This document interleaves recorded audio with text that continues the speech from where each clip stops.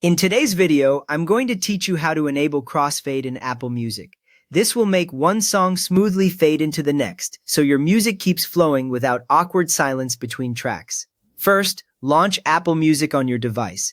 Look for the familiar red and white music note icon, either in your dock, taskbar, or applications area. Click it once to open.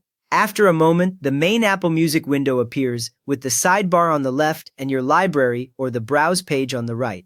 If Apple Music asks you to sign in, go ahead and do that so you can see your usual library and playlists. Once Apple Music is open, take a look at the very top of the sidebar panel on the left.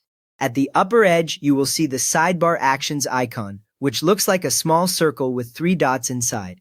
Move your pointer directly over that circle and click it. When you click it, a menu drops down from that spot, covering part of the top of the sidebar.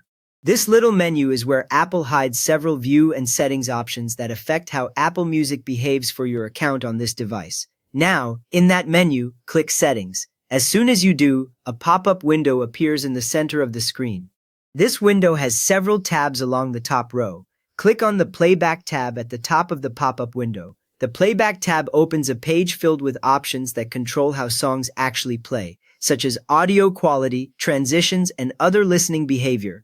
Beginners often miss that these tabs run across the top, so make sure the word Playback is highlighted, which confirms you are on the right settings page. With the Playback tab open, find the option labeled Crossfade Songs. You will see a small switch next to it, along with a slider bar. Toggle on Crossfade Songs by clicking the switch so it changes to the active position. Once it is on, click and drag the slider to your preferred fade duration. Sliding it to the left gives you a shorter fade, which keeps songs snappy, while sliding it to the right creates a longer blend between tracks. As you adjust the slider, the number beside it updates, showing the length of the crossfade in seconds. This change applies immediately to upcoming songs, so the next time one track ends and another begins, they overlap smoothly instead of stopping and starting with silence. You have now turned on Crossfade in Apple Music and set a fade duration that matches how you like your playlist to flow.